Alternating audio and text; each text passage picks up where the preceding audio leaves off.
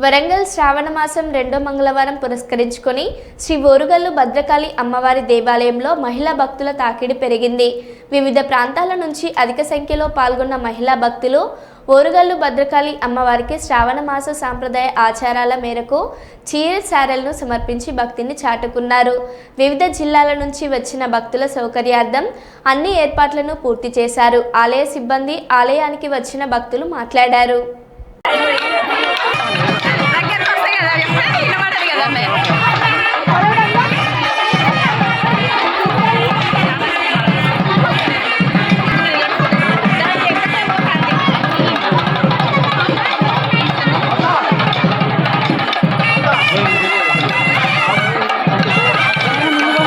భద్రకాళి శరణమ్మ ఓరుగల్లు మహిళలందరికీ మన ఆడపడుచు అయినటువంటి భద్రకాళి అమ్మవారు, ఆ అమ్మవారికి మా శ్రీ లక్ష్మీ వెంకటేశ్వర సేవా ట్రస్ట్ ద్వారా చీరే సారా వడిబియ్యం సమర్పణ జరుగుతుందండి.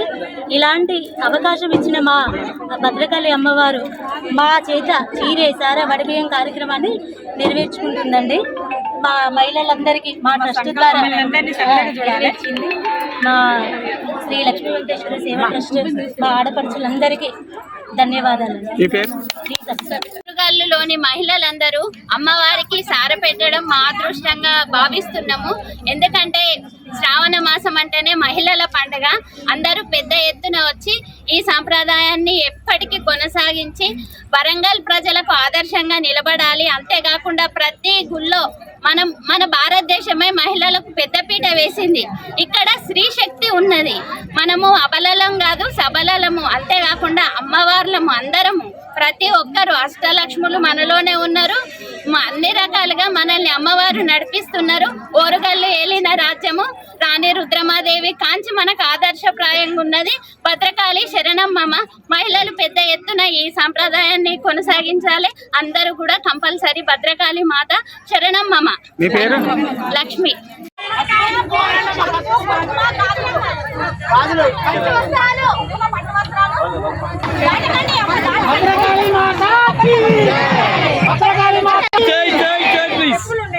ఒక ఫోటో తీసుకుందాం. రెడీ అండి, కొంచెం నిల్చోండి.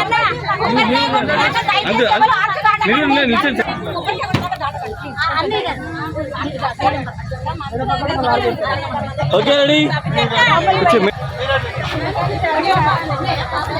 తీసుకుంటాను. ఇంటర్వ్యూ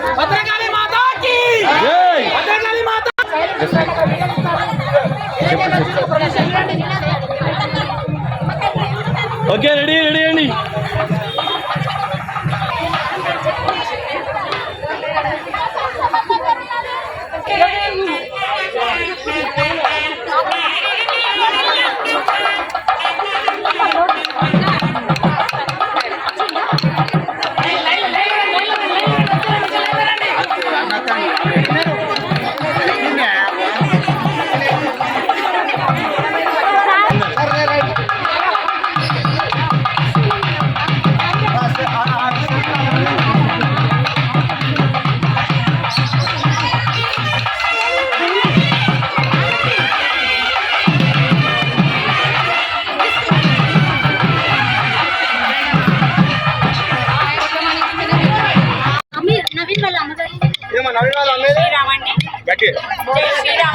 నా పేరు బాబు పద్మావతి.